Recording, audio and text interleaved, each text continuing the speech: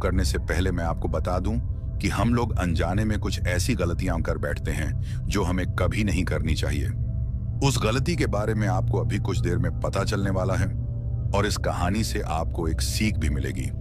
तो चलिए कहानी को जारी रखते हैं। दोस्तों, ये बात आज से 8 साल पहले की है, जब वो सब मेरे साथ हुआ था।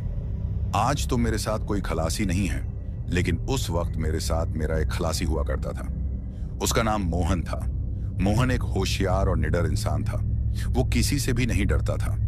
देखने में भी काफी हट्टा कट्टा नौजवान था और जो भी काम मैं उसे बोलता वो उस काम को हमेशा पूरा करता था। मेरे साथ मोहन को काफी वक्त हो चुका था और अब मैं उसे अपने छोटे भाई की तरह मानता था। ये बात मोहन भी मानता था और वो मेरी काफी इज्जत भी करता था। हर बार की तरह इस बार भी हमें माल डिलीवर करने अपने शहर से दूसरे जगह जाना था, लेकिन इस बार का जो माल था वो हमें एक गांव लेकर जाना था। ये माल हमें उस गांव के गोदाम तक पहुंचाना था। अब आज से पहले तो मैं कभी भी उस गांव में नहीं गया था, क्योंकि मैं अपने ट्रक को लेकर एक शहर से दूसरे शहर ही चलता रहता हूं। लेकिन इस बार मुझे पहली बार उस गांव जाना था। हमें उस गांव तक उस माल को पहुंचाने का ऑर्डर मिला था, तो हमारा जाना जरूरी था।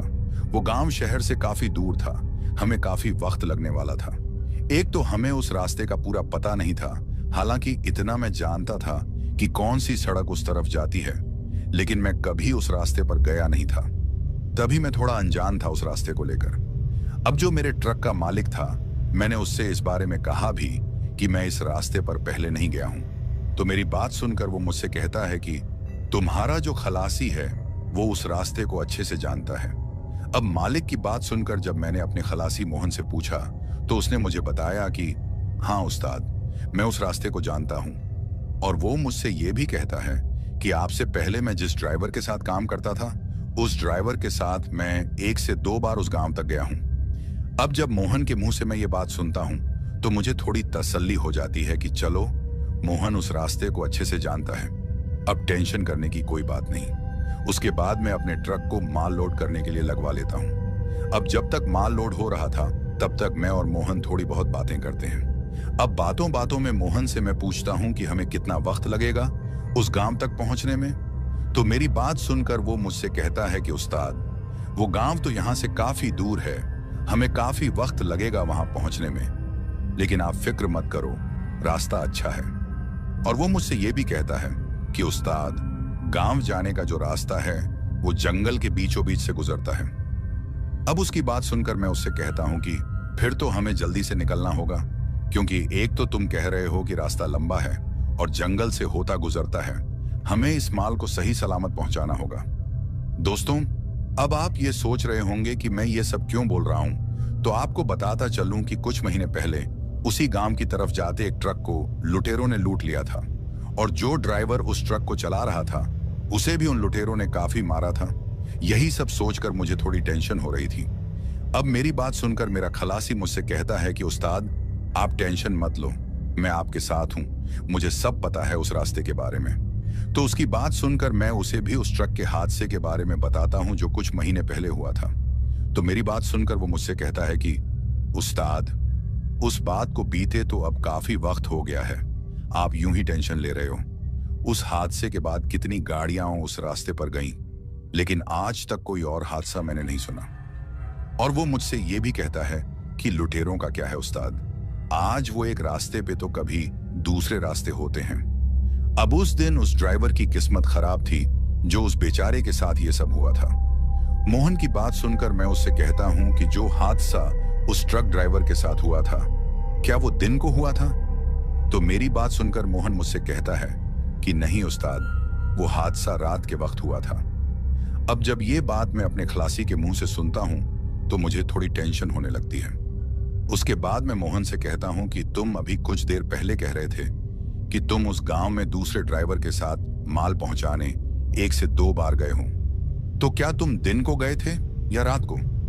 तो मेरी बात सुनकर वो मुझसे कहता है कि दिन के वक्त गया था उस्ताद। लेकिन आप ये सब क्यों पूछ रहे हो? तो मोहन की बात सुनकर मैं उससे कहता हूं कि मुझे कुछ ठीक नहीं लग रहा मोहन, आज पहली बार मेरा मन बेचैन है। तो मेरी बात सुनकर मोहन कहता है कि आप टेंशन मत लो उस्ताद, कुछ नहीं होगा, आप ज्यादा मत सोचो। बस हम दोनों यही सब बातें कर रहे थे। फिर मैं उससे कहता हूं कि ठीक है, अगर तुम कहते हो तो सब ठीक ही होगा। अब कुछ देर बाद ट्रक में माल लोड हो जाता है। माल लोड होने के बाद मैं मोहन से कहता हूं कि चलो मोहन, अब हमें देर नहीं करनी चाहिए। तो मेरी बात सुनकर वो मुझसे कहता है कि हाँ उस्ताद, आप ठीक बोल रहे हो, वैसे भी अभी हमें काफी सफर करना है, चलो फिर निकलते हैं। उसके बाद मैं अपना ट्रक स्टार्ट करता हूं और हम लोग वहां से माल लेकर निकल जाते हैं। हम दिन के 5 बजे वहां से माल लेकर निकलते हैं। अब आप में से बहुत लोग ये सोच रहे होंगे कि दिन के 5 बजे ही क्यों, मैं जल्दी भी तो निकल सकता था। तो आपको बताता चलूं कि मैंने एक माल की डिलीवरी अपने शहर में भी की थी और मैं सुबह 10 बजे अपने शहर पहुंचा था। अब वो वाला माल पहले खाली किया, उसके बाद मुझे ये दूसरा ऑर्डर मिल गया और फिर ये वाला माल लोड करवाया। तो तभी मुझे निकलने में इतनी देर लग गई थी। यही हम ट्रक वालों की जिंदगी है। हमें जैसे कोई ऑर्डर मिलता है, हम न रात देखते हैं न दिन, बस अपना माल उठाकर उसे सही जगह पहुंचाना ही हमारा काम होता है। खैर, उसके बाद हम अपने सफर पर निकल जाते हैं। रास्ते में मोहन और मैं काफी बातें करते हैं। मोहन काफी दिलचस्प इंसान था। वो कभी इधर की तो कभी उधर की बातें करता और मुझे वो काफी हंसा भी रहा था। लेकिन शायद यही हंसी अब बहुत जल्द एक डर में बदलने वाली थी। लेकिन हम दोनों इस बात से अनजान थे। शायद हमें इस बात का पता ही नहीं था कि कोई ऐसी बला है जो हमारा इंतजार कर रही है और आज की जो रात आने वाली है वो हम पर काफी भारी पड़ने वाली है। खैर, सफर अच्छा जा रहा था, सब कुछ नॉर्मल लग रहा था। अब कुछ देर तक सफर करने के बाद मेरा जो खलासी मोहन है वो मुझसे कहता है कि उस्ताद, क्यों ना किसी ढाबे पर ट्रक को रोककर खाना खा लिया जाए। तो मोहन की बात सुनकर मैं उससे कहता हूं कि तुम पागल हो गए हो क्या, अभी कौन सा टाइम है खाना खाने का, आगे कहीं खा लेंगे। तो मेरी बात सुनकर मोहन मुझसे कहता है कि उस्ताद, अभी 6 तो बजने ही वाले हैं और अंधेरा भी कुछ वक्त के बाद होने ही वाला है। दोस्तों, ये वक्त सर्दियों का था और आप सबको तो पता ही है कि सर्दियों के वक्त कितनी जल्दी रात हो जाती है। उसके बाद मोहन मुझसे ये भी कहता है कि उस्ताद, खाना खा लेते हैं, क्योंकि यहां से कुछ दूर आगे चलने के बाद उस गांव की तरफ जाने वाली सड़क आने वाली है। उस रास्ते पर आपको कोई भी ढाबा नहीं मिलेगा और जब तक हम उस गांव तक नहीं पहुंच जाते, हम रास्ते में रुक भी नहीं सकते, क्योंकि आपको भी पता है और मुझे भी कि लुटेरों का काफी डर है उस रास्ते पर। इसलिए कह रहा हूं उस्ताद, खाना खा लेते हैं। अब मोहन की बात सुनकर मुझे भी उसकी बात ठीक लगती है और मैं मान जाता हूं। उसके बाद थोड़ा आगे चलने के बाद हमें एक ढाबा नजर आ जाता है और हम लोग अपना ट्रक उस ढाबे के बाहर लगाकर उस ढाबे के अंदर चले जाते हैं। उसके बाद हम लोग खाने का ऑर्डर देते हैं और फिर कुछ देर में खाना आ जाता है। अब खाना खाते खाते मैं मोहन से कहता हूं कि खाना जल्दी जल्दी खाओ, हमें अभी बहुत सफर करना है और ज्यादा देर करना हमारे लिए सही नहीं रहेगा। और फिर मैं उससे ये भी कहता हूं कि मुझे वैसे भी कुछ ठीक नहीं लग रहा, अभी भी मेरा मन बहुत बेचैन है। मेरी बात सुनकर मोहन मुझसे कहता है कि उस्ताद, आप बेकार की टेंशन ले रहे हो, कुछ नहीं होगा। मोहन को देखकर ऐसा लग रहा था जैसे उसे किसी चीज की फिक्र ना हो। जैसा कि मैंने आपको पहले ही बताया है कि मोहन एक निडर और मस्त मौला इंसान है। अब उसको इस तरीके से बेखौफ देखकर मैं भी थोड़ा बेफिक्र हो जाता हूं और फिर सोचने लगता हूं कि क्या यार चंद्रकांत, तुम ऐसे ही फालतू में डर रहे हो, जो होना होगा होकर रहेगा। मेरे फिक्र करने से कुछ बदलने वाला तो नहीं है और मैं ऐसे ही फिक्र कर रहा हूं, कुछ नहीं होगा। अच्छा सोचोगे तो अच्छा ही होगा, मैं खुद को तसल्ली दे रहा था। लेकिन शायद मेरे मन में जो बेचैनी चल रही थी वो कहीं ना कहीं सच्ची थी। खैर, हम लोग जल्दी से अपना खाना खत्म कर लेते हैं और फिर जल्दी से अपने ट्रक में चढ़ जाते हैं। उसके बाद मैं फिर से अपने ट्रक को स्टार्ट करता हूं और अपनी मंजिल की तरफ निकल जाता हूं। ढाबे से निकलने के बाद हम लोग फिर से बातें करने लग जाते हैं। खाना खाने के बाद अब रात पूरी तरह से पसर चुकी थी। मैं भी सोच रहा था कि हमने बिल्कुल सही किया खाना खाकर, क्योंकि मोहन के बोलने के मुताबिक जहां हम जा रहे हैं वहां हमें कोई भी होटल उस रास्ते में मिलने वाला नहीं था। अब ढाबे से निकले हमें काफी वक्त हो गया था। तभी वो रास्ता हमें दिखाई देता है जो उस गांव की तरफ जाता था, मतलब जहां हमें जाना था। उस रास्ते को देखकर मेरा खलासी मोहन मुझसे कहता है, उस्ताद देखो ये बाएं तरफ वाला जो रास्ता है, जो हाईवे से अलग होता नजर आ रहा है, इसी तरफ हमको जाना है। तो मोहन की बात सुनकर मैं उससे कहता हूं, मुझे पता है मोहन कि यही रास्ता है। तो मेरी बात सुनकर वो मुझसे कहता है, उस्ताद, आप तो बोल रहे थे कि आप उस गांव में पहले कभी नहीं गए, फिर आप इस रास्ते को कैसे जानते हो? तो मोहन की बात सुनकर मैं उससे कहता हूं, हाँ, मैं पहले कभी उस तरफ नहीं गया, लेकिन मुझे इतना पता है कि यह रास्ता उस गांव की तरफ जाता है, क्योंकि एक बार यहीं इसी जगह एक आदमी ने मुझसे लिफ्ट मांगी थी, और जब मैंने उसे लिफ्ट दी थी तो उसने खुद को उस गांव का बताया था, और उसने मुझसे कहा था कि यह रास्ता मेरे गांव की तरफ जाता है। उसी आदमी से ही मुझे उस हादसे के बारे में पता चला था जब उस ट्रक को लुटेरों ने लूटा था, और तब उस ट्रक को लूटे हुए सिर्फ 1 महीना ही हुआ था।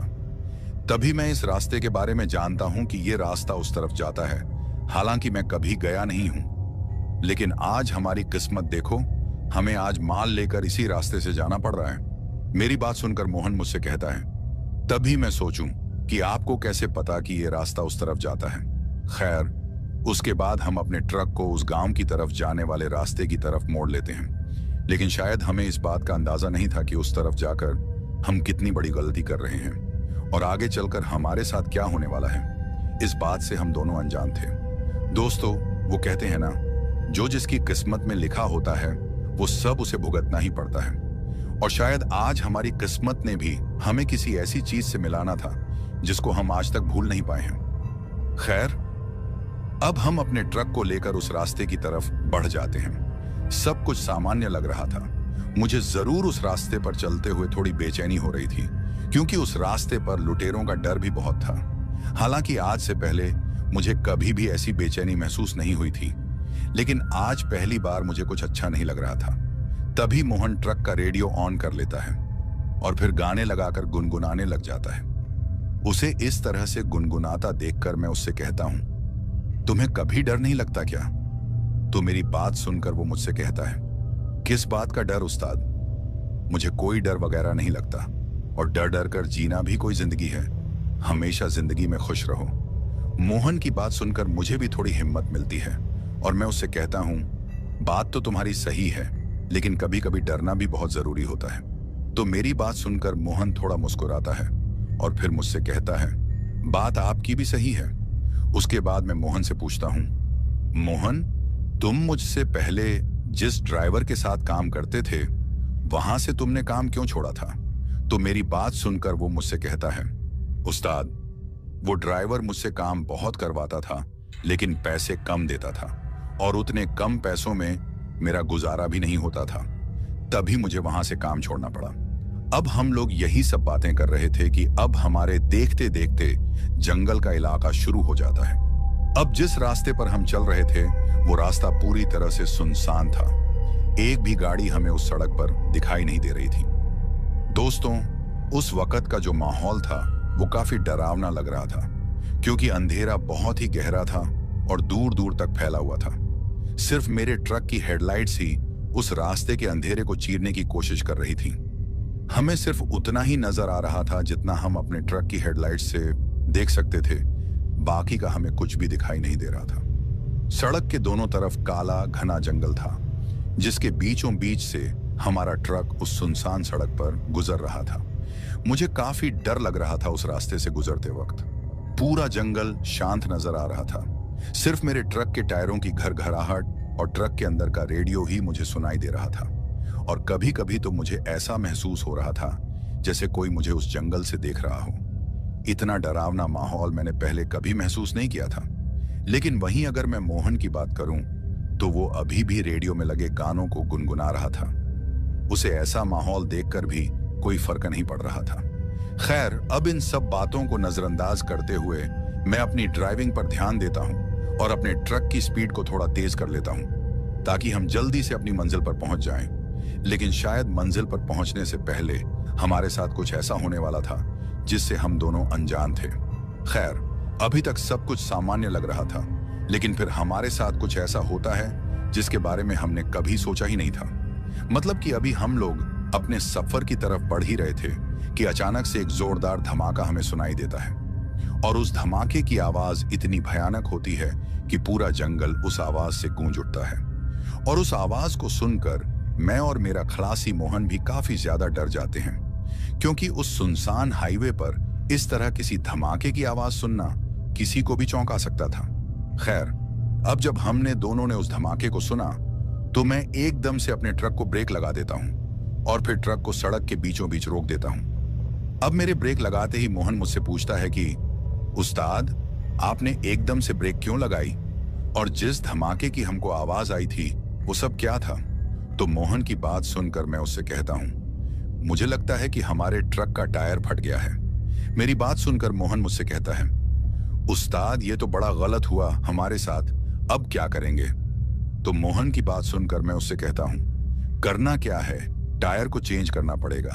अब ऐसा तो है नहीं कि हम अपने ट्रक को बिना टायर बदले मंजिल तक पहुंचा सकें, हमें टायर बदलना ही पड़ेगा। उसके बाद हम दोनों ट्रक से उतर जाते हैं और पीछे की तरफ जाते हैं और मेरा शक बिल्कुल सही निकलता है। ट्रक का टायर हमें फटा हुआ नजर आता है। उस टायर की काफी बुरी हालत थी। अब जब वो टायर फटा था तो एक पल के लिए ट्रक का थोड़ा बैलेंस बिगड़ गया था, लेकिन मैंने किसी तरह से ट्रक को संभालकर ब्रेक लगा दी थी। ये तो शुक्र है कि ट्रक का पिछला टायर फटा था, अगर अगला टायर फट जाता तो शायद हमारा ट्रक पलट जाता।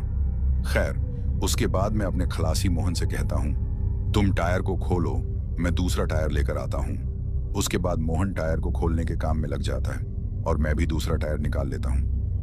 दोस्तों, जिस जगह वो टायर फटा था वो जगह काफी ज्यादा अजीब और डरावनी नजर आ रही थी, क्योंकि जहां हम खड़े थे उस सड़क के नीचे की तरफ एक छोटी सी नदी बह रही थी और नदी में चलते पानी की आवाज हमें अच्छे से सुनाई दे रही थी। बाहर का माहौल काफी ठंडा था, क्योंकि जैसे कि मैंने आपको पहले भी बताया था कि वो वक्त सर्दियों का था। अब मोहन ट्रक के टायर को खोल लेता है और फिर मैं उसे दूसरा टायर पकड़ा देता हूं ताकि वो अच्छे से उस टायर को बदल दे। मेरे पास एक टॉर्च थी जिसकी रोशनी मैंने मोहन की तरफ की हुई थी, क्योंकि वो टायर बदल रहा था। इतने घने अंधेरे में वही टॉर्च ही हमारा सहारा थी। अब जब मैं उस टॉर्च को मोहन की तरफ टिकाकर खड़ा था तो बीच बीच में जंगल की तरफ भी मैं उस टॉर्च को लगाता था, क्योंकि मुझे अभी भी बहुत डर लग रहा था। मैं बस भगवान से एक ही दुआ कर रहा था कि हम लोगों का लुटेरों से सामना ना हो, क्योंकि इतनी सुनसान सड़क पर, वो भी इतनी रात को माल से भरे ट्रक को रोकना किसी खतरे से कम नहीं था। और उस वक्त लुटेरों का काफी डर भी हुआ करता था। खैर, अब कुछ ही देर में मोहन ट्रक का टायर बदल लेता है और मैं उस फटे हुए टायर को ट्रक में अच्छे से रख देता हूँ। उसके बाद मैं ट्रक में चढ़ जाता हूँ और ट्रक में चढ़ने से पहले मोहन से कहता हूँ कि अब ज्यादा देर मत करो, हमें जल्दी से निकलना होगा, यहाँ ज्यादा देर रुकना खतरे से खाली नहीं है। तो मेरी बात सुनकर मोहन मुझसे कहता है, उस्ताद आप ट्रक में चढ़ो, मैं अभी आता हूं। तो मोहन की बात सुनकर मैं उससे कहता हूं, आखिर तुम जा कहां रहे हो? तो मेरी बात सुनकर वो कहता है, कहीं नहीं जा रहा उस्ताद, बस टॉयलेट करके अभी आता हूं। तो मोहन की बात सुनकर मैं उससे कहता हूं, जल्दी करो। उसके बाद मोहन ट्रक के पीछे की तरफ चला जाता है और मैं भी तब तक अपने ट्रक को स्टार्ट करता हूं। अब मुझे 5 मिनट से ज्यादा हो जाते हैं ट्रक में बैठे हुए, लेकिन अभी तक मोहन पीछे से वापस नहीं आया था। अब जब मोहन इतना वक्त लगाता है आने में तो मुझे उस पर काफी गुस्सा आ जाता है और मैं सोचता हूं कि आज अगर हमारे ट्रक को लुटेरों ने लूटा तो उसका पूरा जिम्मेदार ये मोहन होगा। कितना बेफिक्र इंसान है ये मोहन। इसे इतना तो पता होना चाहिए कि यहाँ रुकना हमारे लिए ठीक नहीं है। अभी मैं ये सब सोच ही रहा था कि तभी मोहन मेरी ट्रक की खिड़की के पास आ जाता है और फिर मुझे आवाज लगाकर कहता है, उस्ताद जल्दी नीचे उतरो। तो मोहन की बात सुनकर मैं उससे कहता हूं, तुम पागल हो गए हो क्या? एक तो तुमने आने में इतनी देर लगाई और अब बोल रहे हो कि नीचे उतरो। तो मेरी बात सुनकर वो कहता है, उस्ताद मैंने कुछ देखा है, क्या आप मुझे बता सकते हैं कि वो क्या है? तो मोहन की बात सुनकर मैं उससे कहता हूं, मुझे कुछ नहीं देखना, तुम जल्दी से ट्रक में बैठ जाओ, इस सुनसान रास्ते पर रुकना हमारे लिए ठीक नहीं है। तो मेरी बात सुनकर वो कहता है, उस्ताद आप एक बार तो देखो आखिर वो क्या है, उसके बाद हम जल्दी यहां से निकल जाएंगे। तो मोहन की बात सुनकर मैं उससे कहता हूं, आखिर बताओगे भी क्या देखा है तुमने जो इतनी जिद कर रहे हो दिखाने की? तो मेरी बात सुनकर वो कहता है, आप खुद ही उतर कर देखो, मुझे तो कुछ समझ ही नहीं आ रहा कि आखिर वो सब क्या है। अब मोहन की इतनी जिद करने पर मैं ट्रक को बंद कर देता हूं और फिर से टॉर्च को जलाकर ट्रक से नीचे उतर जाता हूं। उतरने के बाद मैं मोहन से कहता हूं, तुम भी ना छोटे बच्चे की तरह जिद करते हो, अब दिखाओ मुझे क्या देखा है तुमने। तो मेरी बात सुनकर वो कहता है, उस्ताद मेरे पीछे आओ, मैं आपको दिखाता हूं कि आखिर मैंने क्या देखा है। अब मोहन की बात सुनकर मैं उसके पीछे पीछे चल पड़ता हूं। उसके बाद वो मुझे ट्रक के पीछे की तरफ ले जाता है और फिर वो मुझे थोड़ा साइड की तरफ ले जाता है। वहां मुझे एक रास्ता नजर आता है जो कि उस नदी की तरफ जा रहा था, जो कि सड़क के साथ में नीचे की तरफ थी। अब जब मैं उस रास्ते को देखता हूं तो मैं मोहन से कहता हूं, तुमने मुझे इसी रास्ते को दिखाने लाया है क्या? तो मेरी बात सुनकर वो कहता है, नहीं उस्ताद, इस रास्ते के साइड में देखो, इस पत्थर पर क्या रखा है। तो मोहन की बात सुनकर मैं अपनी नजर को थोड़ा और साइड में करता हूं और जब मैं अपनी नजर को उस पत्थर की तरफ करता हूं तो मुझे काफी अजीब लगता है और थोड़ा डर भी लगने लगता है। उस नजारे को अगर कोई आम आदमी देख ले तो वो काफी डर जाएगा। दोस्तों, अब जैसे ही मैं अपनी टॉर्च को उस पत्थर की तरफ करता हूं तो मैं देखता हूं कि 4 से 5 नींबू मुझे नजर आते हैं जिन पर सिंदूर डाला गया है और उन नींबुओं के साथ में मांस के कुछ टुकड़े रखे हुए थे। वो जो मांस के टुकड़े हमें नजर आ रहे थे वो खून से भरे पड़े थे। ऐसा लग रहा था जैसे वो मांस किसी ताजा जानवर का हो। इतना ही नहीं दोस्तों, एक काले रंग की गुड़िया भी मुझे नजर आती है जो कि उन नींबुओं के ऊपर लेटी हुई थी। अब जब ये सब मैं देखता हूं तो मुझे काफी अजीब लगता है और कहीं ना कहीं मुझे डर भी लग रहा था। तभी मेरा खलासी मोहन मुझसे कहता है, उस्ताद ये सब क्या है? तो मोहन की बात सुनकर मैं उससे कहता हूं, यहां से जल्दी निकलो, अब यहां ज्यादा देर रहना ठीक नहीं है। ये जरूर किसी ने कोई काला जादू किया है और ये सारी सामग्री जितनी भी मुझे नजर आ रही है ये सब काले जादू की सामग्री है। जरूर इस गांव में कोई काला जादू करता होगा क्योंकि बहुत से गांवों में लोग इन तंत्र मंत्रों में खोए रहते हैं, लेकिन हमें इससे क्या मतलब। चलो जल्दी, अब यहां एक पल भी रुकना ठीक नहीं होगा। तो मेरी बात सुनकर मोहन हंसता है और मुझसे कहता है, क्या उस्ताद आप भी इन बातों पर विश्वास करते हो? मैं इन बातों को नहीं मानता, ये सब झूठी अफवाहें हैं। तो मोहन की बात सुनकर मैं उससे कहता हूं, तुम मानो या ना मानो, लेकिन मैंने बचपन में अपनी दादी से सुना था कि बहुत से लोग रात के समय ये काला जादू करते हैं और जो भी सामग्री यहां पड़ी हुई थी इनका उपयोग वो लोग करते हैं। मेरी दादी हमेशा मुझसे कहती थी कि कहीं भी अगर तुमको ऐसी कोई भी चीज नजर आए तो उससे हमेशा दूर रहना। तभी मैं तुमको बोल रहा हूं, इन चीजों से दूर रहो, आओ चलते हैं। अब मेरी बात सुनकर मोहन उसको एक मजाक के रूप में लेता है और मुझसे कहता है, क्या उस्ताद, मैंने तो सोचा भी नहीं था कि आपकी तरह का इंसान इन बातों पर विश्वास करता है। तो उसकी बात सुनकर मैं उससे कहता हूं, मुझे अब इस बारे में कोई बात नहीं करनी, चलो जल्दी ट्रक में चलते हैं। तो मेरी बात सुनकर वो मुझसे कहता है, उस्ताद 1 मिनट रुको, अब देखो मैं क्या करता हूं। तो उसकी बात सुनकर मैं उससे कहता हूं, तुम क्या करने वाले हो? कोई भी गलती मत करना, चुपचाप ट्रक में बैठ जाओ। तो मेरी बात को नजरअंदाज करके मोहन एक गलती कर बैठता है और वो गलती इतनी खतरनाक होती है कि जिसका खामियाजा हमें आगे चलकर भुगतना पड़ता है। दोस्तों, मेरे काफी बार मना करने के बावजूद भी मोहन एक गलती कर देता है और वो गलती ये होती है कि मोहन पहले तो उस पत्थर के पास जाता है और फिर एक जोरदार लात उस पत्थर पर पड़े नींबू और उस गुड़िया को मार देता है, जिसकी वजह से वो नींबू और वो गुड़िया वहां से गिरकर उस रास्ते से काफी नीचे पहुंच जाते हैं। अब जब मोहन ऐसा करता है तो उसको इस तरीके से करता देख मुझे काफी गुस्सा आ जाता है और मैं उसे काफी डांटता हूं, लेकिन मेरी डांट का उस पर कोई असर नहीं होता और वो मुझसे कहता है, उस्ताद लो, हो गया काला जादू खत्म। मोहन अभी भी उस बात को मजाक में ले रहा था, काफी हंस भी रहा था। उसके बाद मोहन मुझसे कहता है, उस्ताद छोड़ो इस बात को, चलो अब चलते हैं। मोहन की बात सुनकर मैं भी ट्रक की तरफ आ जाता हूं और फिर मैं ट्रक में चढ़ जाता हूं। मेरे चढ़ने के बाद मोहन भी ट्रक में चढ़ जाता है, लेकिन शायद मोहन को इस बात का अंदाजा नहीं था कि उसने कितनी बड़ी गलती कर दी है और इसकी सजा अब वो सारी उम्र भुगतने वाला है। उसके बाद मैं अपने ट्रक को स्टार्ट करता हूं और फिर हम लोग आगे की तरफ निकल जाते हैं। अभी हम लोग वहां से आगे की तरफ चले ही थे कि अचानक से मुझे महसूस होता है जैसे ट्रक का जो लोड था वह और भी भारी हो गया है। दोस्तों, ऐसा मुझे महसूस हो रहा था। हालांकि ट्रक में जो माल था वह भी काफी भरा हुआ था, लेकिन मुझे ऐसा लग रहा था जैसे ट्रक ओवरलोड हो गया है क्योंकि अभी कुछ देर पहले जब मैं ट्रक को चला रहा था, मतलब कि ट्रक के टायर फटने से पहले, तब मुझे ऐसा नहीं लग रहा था। लेकिन जब से हमने ट्रक का टायर बदला और हम लोग उस जगह को छोड़कर आगे बढ़े जिस जगह पर वो नींबू वगैरह हमें दिखे थे, तब से मुझे अपना ट्रक काफी भारी महसूस हो रहा था। अब ये चीज एक ट्रक ड्राइवर ही महसूस कर सकता है कि ट्रक अचानक से भारी हुआ या नहीं।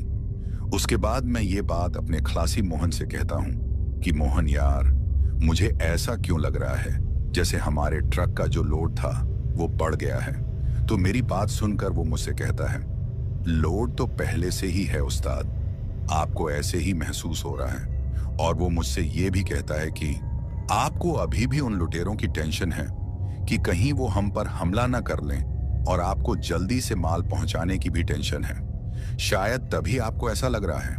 मोहन की बात सुनकर मुझे भी ऐसा लगता है कि शायद ये सही बोल रहा है, लेकिन कहीं ना कहीं मेरा मन ये सब मानने से मना कर रहा था, क्योंकि ट्रक का जो लोड था वो सच में ज्यादा हो गया था। खैर, अब मैं इस बात को नजरअंदाज करके अपनी ड्राइविंग पर ध्यान देता हूँ। हम जैसे जैसे आगे बढ़ रहे थे, रास्ता और भी सुनसान और डरावना होता जा रहा था। मेरे दिमाग में बस यही चल रहा था कि कहीं मैंने इस रास्ते पर आकर कोई गलती तो नहीं कर दी। और मैं ये भी सोच रहा था कि अब आगे से मैं कभी भी इस तरफ तो कभी नहीं आऊंगा। अभी मैं ये सोच ही रहा था कि मोहन रेडियो को फिर से ऑन करता है और फिर से गाने लगाने लगता है। उसके रेडियो ऑन करते ही मैं सोचता हूँ कि मोहन ने यह ठीक ही किया कि रेडियो ऑन कर लिया, नहीं तो मेरे दिमाग में ऐसे भी उल्टे सीधे ख्याल आ रहे थे। अब हम दोनों रेडियो में चलते गाने सुन रहे थे और मोहन उन गानों को गुनगुना रहा था। अब कुछ देर तक तो सब ठीक रहता है, लेकिन फिर कुछ देर में सब एकदम से बदल जाता है। मतलब कि मोहन, जो कि रेडियो में लगे गाने गुनगुना रहा था, अब अचानक से उसने गुनगुनाना बंद कर दिया। अब जब मोहन एकदम से चुप हो जाता है तो पहले तो मुझे ये सामान्य बात लगती है, लेकिन फिर जब मैं उससे कुछ पूछता हूं कि आखिर क्या हो गया मोहन, तुम एकदम से शांत क्यों हो गए, तो मेरी बात सुनकर मोहन ने कोई भी जवाब नहीं दिया। मेरे 1 से 2 बार पूछने पर भी जब मोहन का कोई जवाब नहीं आता तो मैं ट्रक को थोड़ा धीमा कर लेता हूं और पहले तो रेडियो को बंद कर देता हूं। फिर मोहन को दोबारा से पूछता हूं कि आखिर बताओगे क्या हुआ, तुम एकदम से चुप क्यों हो गए हो और मेरी बात का जवाब क्यों नहीं दे रहे। लेकिन मोहन अभी भी शांत था। दोस्तों, मोहन की हालत ऐसी थी कि वह एकदम से शांत खड़ा था। उसके माथे से पसीना छलक रहा था और वह मुझे थोड़ा डरा हुआ लग रहा था। अब इस तरीके से मैंने पहले कभी भी मोहन को डरते नहीं देखा था। अब मोहन की ऐसी हालत देखकर मुझे भी थोड़ा डर लगने लगा था, क्योंकि जो मोहन इतना दिलदार इंसान होकर भी अगर ऐसी हालत में था तो इसके पीछे कोई ना कोई वजह भी जरूर होगी। एक और बात जो मैं आपको कहना चाहता हूं दोस्तों, मोहन जो था, उसकी आंखें खिड़की से बाहर जो ट्रक का साइड मिरर था उस पर टिकी हुई थी और वह अभी भी खिड़की की तरफ ही देख रहा था। अब उसको इस तरीके से खिड़की की तरफ देखते हुए मैं सबसे पहले तो ट्रक को ब्रेक लगाकर रोक लेता हूं और फिर अपने हाथ से मोहन के कंधे को छूकर उसको हिलाता हूं। अब जब मैंने मोहन को छुआ तो पहले तो मोहन एकदम से चौंक जाता है। उसके चौंकने के बाद मैं उससे पूछता हूं कि क्या हुआ मोहन, तुम इतना डरे हुए क्यों हो। तो मेरी बात सुनकर मोहन मुझसे कहता है, उस्ताद, मैंने ट्रक के पीछे की तरफ किसी को चढ़ते हुए देखा है। और वो मुझसे ये भी कहता है कि उस्ताद, पहले तो मुझे लगा कि ये मेरा कोई भ्रम है, लेकिन उसके बाद वो जो भी चीज मुझे नजर आई वो ट्रक के साइड की तरफ आती हुई मुझे दिखाई दी। उस्ताद, वो कुछ अजीब ही थी। अब मोहन की बात सुनकर मैं भी थोड़ा डर जाता हूं और सोचता हूं कि कहीं कोई लुटेरा हमारे ट्रक पर तो नहीं आ गया और उसी को मेरे खलासी ने देखा हो। उसके बाद मैं मोहन से कहता हूं, मोहन, मुझे तो लगता है कि जरूर ये कोई लुटेरा होगा जो तुमने देखा होगा। शायद जब हम लोग ट्रक का टायर बदल रहे थे तो ये लुटेरा तब हमारे ट्रक पर चढ़ गया हो। मोहन यार, मुझे तो बहुत डर लग रहा है। लगता है इसके साथी भी हमें आगे मिल जाएंगे और जो हादसा आज से कुछ महीने पहले उस ट्रक ड्राइवर के साथ हुआ था, आज वो हादसा हमारे साथ होने वाला है। मेरी बात सुनकर मोहन मुझसे कहता है, उस्ताद, जो चीज मैंने देखी है ये कोई लुटेरा नहीं है उस्ताद, ये कुछ अजीब ही था। उसकी बात सुनकर मैं उससे कहता हूं, तुम्हारे बोलने का मतलब क्या है। तो मोहन मुझसे कहता है, उस्ताद, एक भयानक साया मैंने अपने ट्रक के साइड की तरफ देखा जो हमारे ट्रक पर चिपक कर बैठा था और उस साये ने कई बार मेरे करीब आने की कोशिश की। उस्ताद, मुझे बहुत डर लग रहा है, आप जल्दी से ट्रक को भगाओ।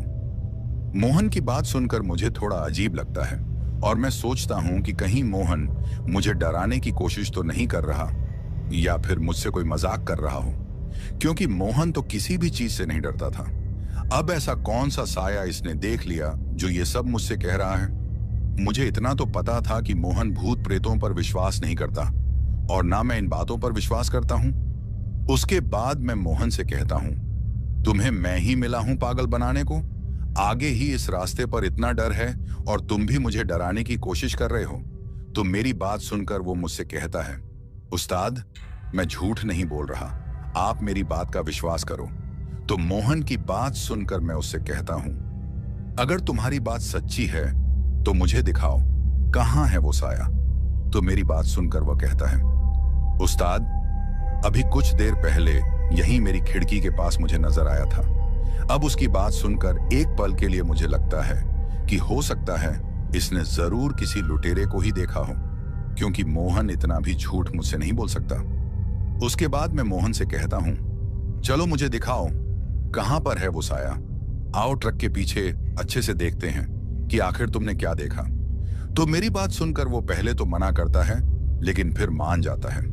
उसके बाद मैं और मोहन ट्रक से नीचे उतर जाते हैं, लेकिन उतरने से पहले मैं अपनी सीट के नीचे की तरफ एक रॉड को निकाल लेता हूं, ताकि अगर कोई लुटेरा हो तो उससे बचने के लिए कोई ना कोई हथियार तो होना ही चाहिए। यही सब सोचकर मैं उस रॉड को निकाल लेता हूं और फिर हम दोनों ट्रक से उतरकर ट्रक के पीछे की तरफ चले जाते हैं। अब जैसे ही हम ट्रक के पीछे की तरफ पहुंचते हैं, हमें कुछ भी नजर नहीं आता। ट्रक पूरी तरह से तिरपाल से ढका हुआ था और ऐसी कोई भी चीज हमें वहां नजर नहीं आती जो मोहन ने मुझसे कही थी। अब ये सब देखकर मैं मोहन से कहता हूं कि जरूर तुम्हारे साथ कोई वहम हुआ है, अगर यहाँ कोई होता तो हमें जरूर दिख जाता। मेरी बात सुनकर मोहन भी काफी हैरान था। उसे कुछ समझ ही नहीं आ रहा था कि आखिर जो भी उसने देखा वो एकदम से कहां चला गया। उसके बाद मैं मोहन से कहता हूं, अब जल्दी से ट्रक में चढ़ो, यहां रुकना ठीक नहीं है। तो मेरी बात सुनकर मोहन ट्रक में चढ़ जाता है और फिर मैं भी अपने ट्रक का फाटक खोलकर ट्रक में चढ़ जाता हूं। फिर हम अपना ट्रक स्टार्ट करके वहां से आगे की तरफ निकल जाते हैं। अब मैं अपने ट्रक की स्पीड को थोड़ा तेज कर लेता हूं ताकि हम जल्द से जल्द उस गांव तक पहुंच जाएं। अभी हम लोग वहां से थोड़ा आगे की तरफ चले ही थे कि अचानक से जंगल से कोई जानवर एकदम से निकलकर हमारे ट्रक के सामने आ जाता है। अब जब तक मैं वो सब समझ पाता कि आखिर वो क्या था, तब तक वो जो भी था मेरे ट्रक के नीचे आ जाता है और एक जोरदार आवाज मेरे ट्रक के नीचे से आ जाती है। अब जब एकदम से मेरे साथ वो चीज हुई तो मैंने अपनी तरफ से पूरी कोशिश की थी ब्रेक लगाने की, लेकिन शायद मेरे ब्रेक लगाने से पहले ही वो जो भी चीज थी या जो भी कोई जानवर था मेरे ट्रक के नीचे आ गया था। अब ये सब होने के बाद मैं काफी ज्यादा डर जाता हूँ। ये सब मोहन ने भी देखा था, लेकिन उसे भी कुछ समझ नहीं आ रहा था क्योंकि सब कुछ एकदम से हुआ था। ये सब होने के बाद मैं और मोहन जल्दी से अपने ट्रक से बाहर आ जाते हैं और मैं अपनी टॉर्च को जलाकर ट्रक के नीचे की तरफ रोशनी करता हूँ। अब जब मैंने अपने ट्रक के नीचे टॉर्च की रोशनी की तो मैं काफी ज्यादा डर जाता हूँ। दोस्तों, मैं देखता हूँ कि ट्रक के जो टायर थे वो पूरी तरीके से खून से भरे हुए थे। ये सब नजारा देखकर मोहन भी चौंक गया था। अब हम लोग ज्यादा ना सोचकर उस चीज को देखने की कोशिश करते हैं कि आखिर जो भी चीज या जानवर हमारे ट्रक के नीचे आया वो क्या था। हम दोनों उस जानवर को अच्छे से पीछे की तरफ भी देखते हैं, लेकिन हमें सिवाय खून के वहां कुछ भी नजर नहीं आता।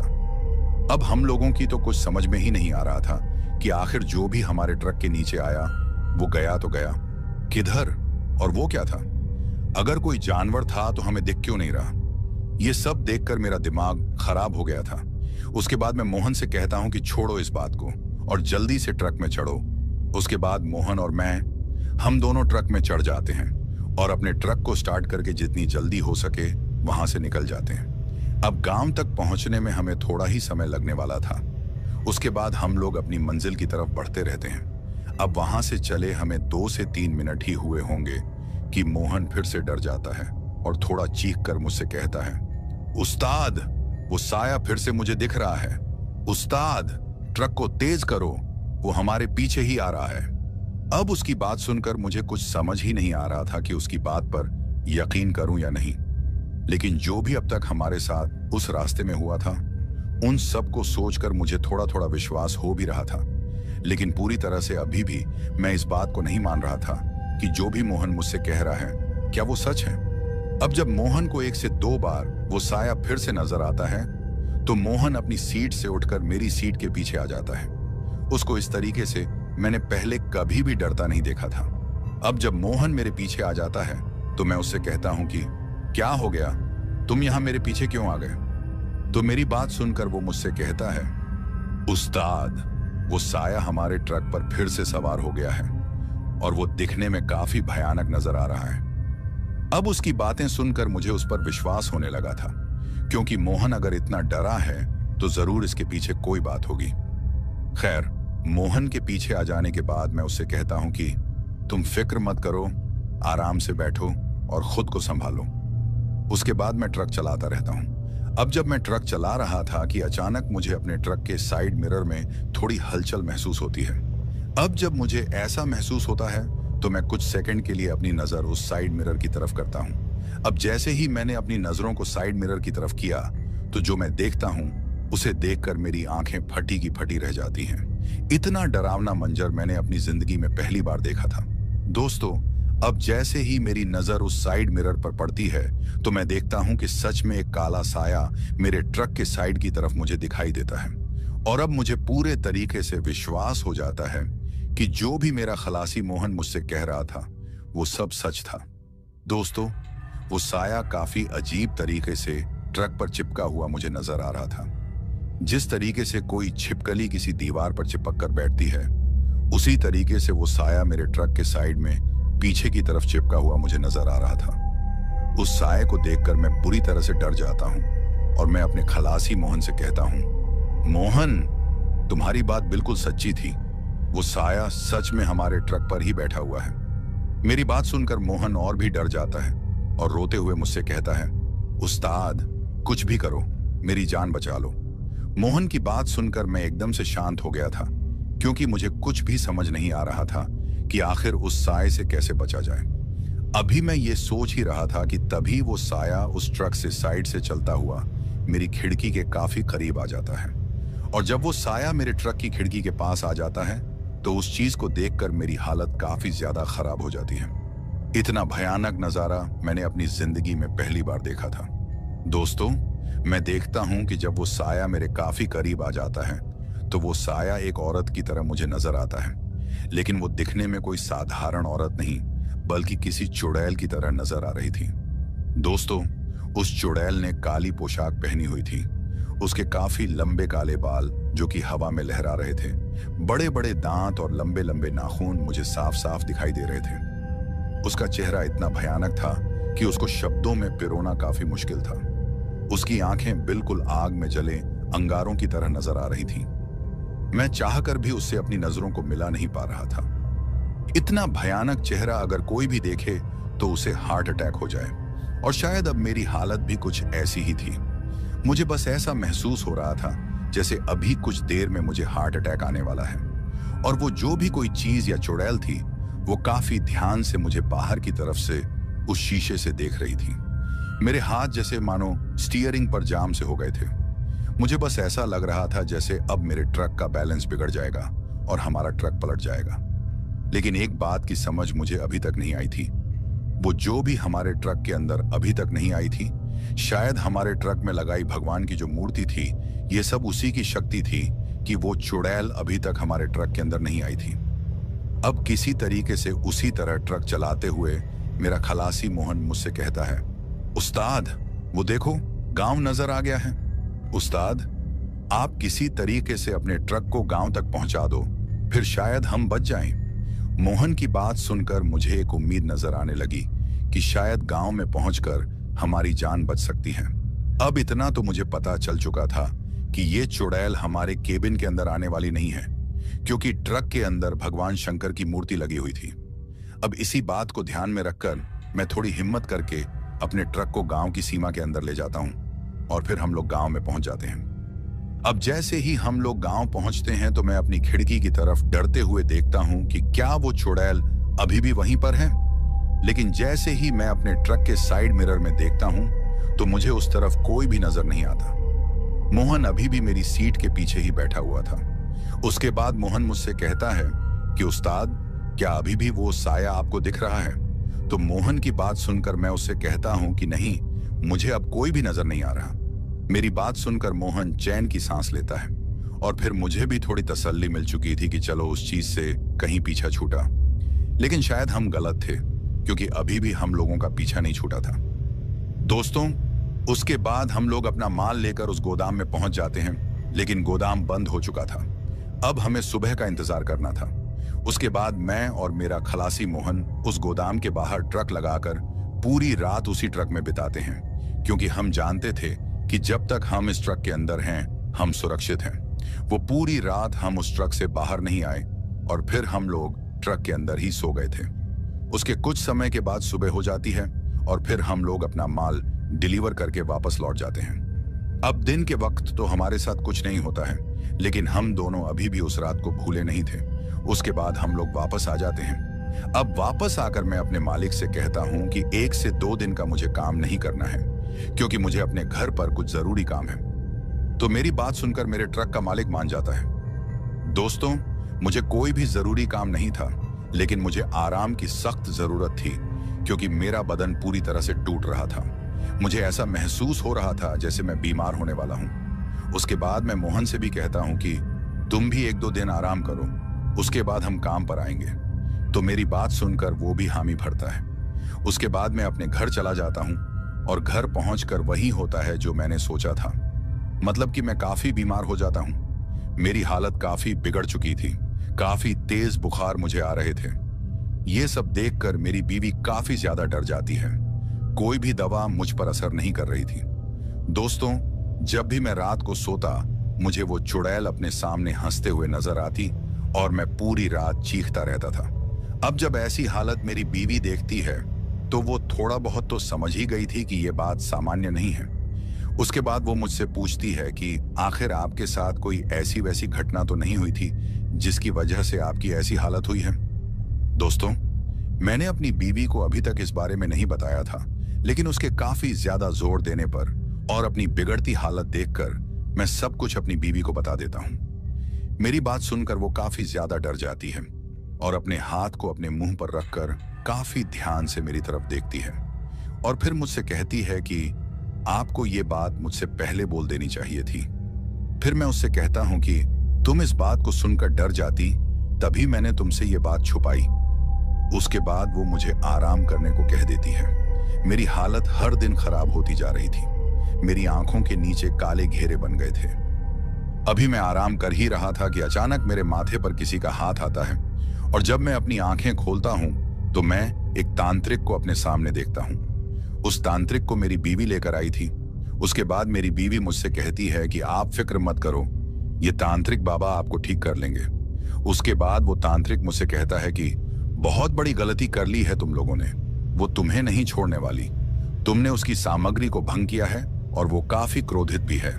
तो उस तांत्रिक की बात सुनकर मैं उससे कहता हूं कि बाबा, मैंने तो कुछ भी नहीं किया, बाबा मुझे बचा लो। तो मेरी बात सुनकर वो मुझसे कहता है, तुम चाहते तो अपने साथी को वो सब करने से रोक सकते थे। तो उस तांत्रिक की बात सुनकर मैं उससे कहता हूं कि बाबा, मैंने काफी रोका भी था उसे ये सब करने से, लेकिन उसने मेरी बात नहीं सुनी। तो मेरी बात सुनकर वो मुझसे कहता है कि तभी तो उसके किए की सजा उसे मिल रही है।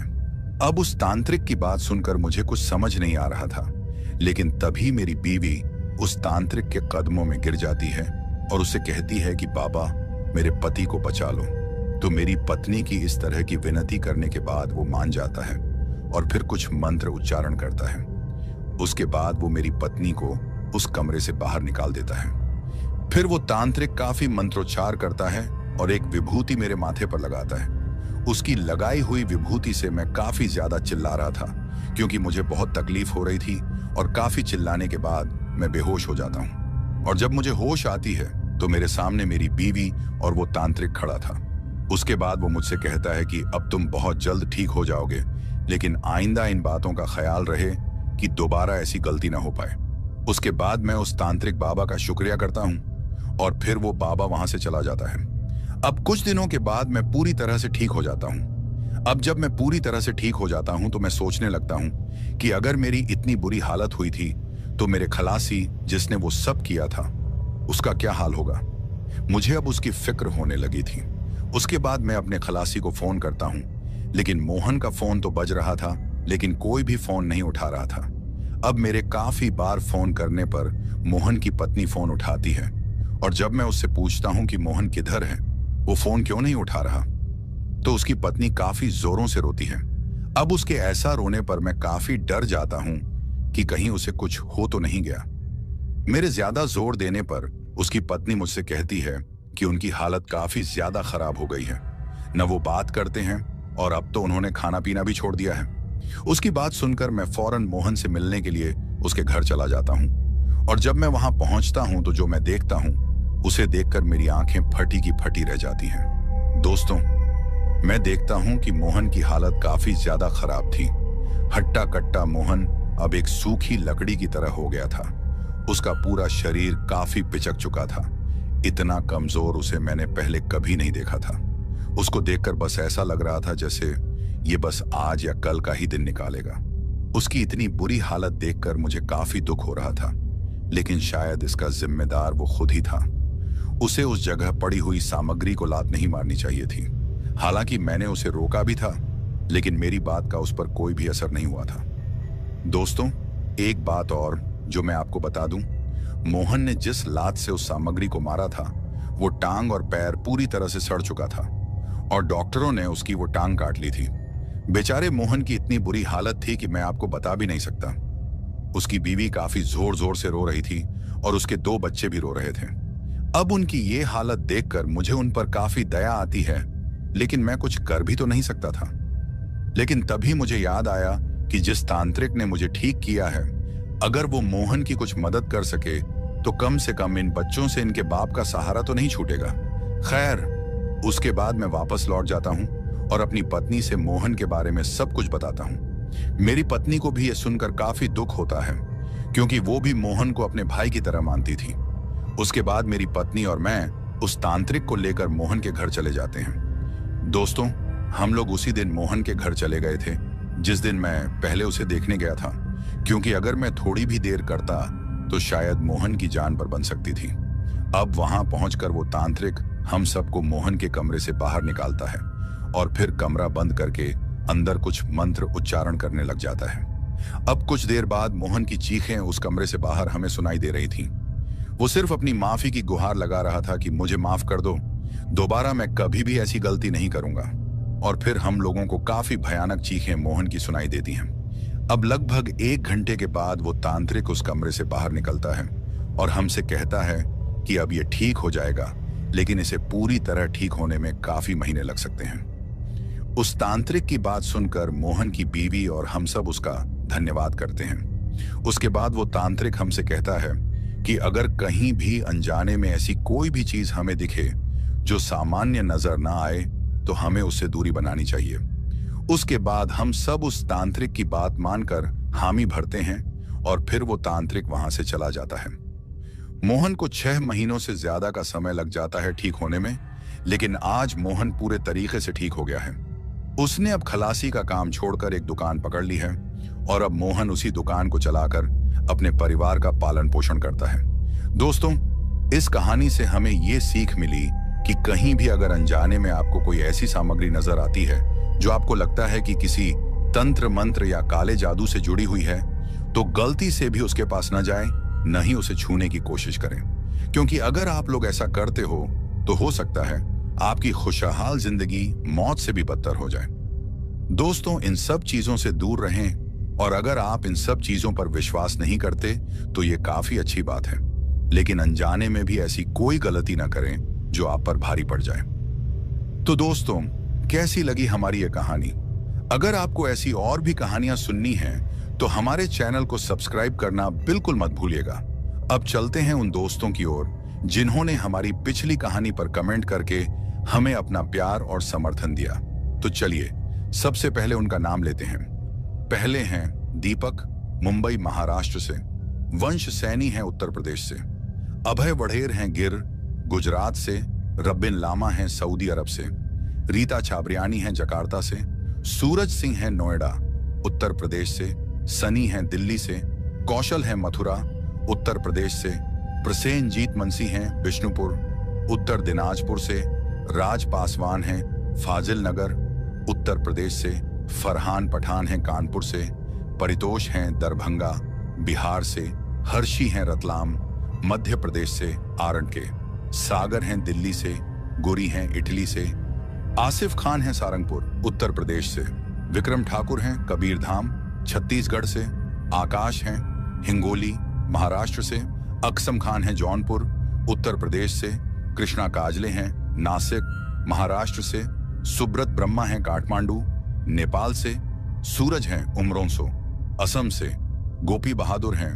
पंजाब से, पवन कुमार हैं उत्तर प्रदेश से, विपिन कुमार हैं दिल्ली से, प्रदीप हैं मुंबई से, नीलेश चौहान हैं छत्रपति संभाजी नगर महाराष्ट्र से, दीपंकर मंडल हैं पश्चिम बंगाल से, अमन हैं दिल्ली से, अर्क प्रथीम हैं सिलीगुड़ी पश्चिम बंगाल से, लक्ष्मी मोहित हैं मुंबई से, साहिल हैं रामपुर से, रमण खुराना हैं पंजाब से, अनिल हैं सूरत गुजरात से, नितेश हैं दिल्ली से, कमल हैं कुल्लू मनाली हिमाचल प्रदेश से, दुर्गा बहादुर हैं नेपाल से, मनीष कुमार हैं जबलपुर मध्य प्रदेश से, बिस्वजीत हैं असम से, आशीष हैं मिर्जापुर से, तुषार हैं पश्चिम बंगाल से, जयेश हैं मुंबई से, भावेश हैं गुजरात से, विशाल हैं पोखरा नेपाल से, अकरम हैं कटिहार से, इमरान खान हैं महाराष्ट्र से, मनोज हैं पुणे से, रीणु कुमारी हैं हरियाणा से,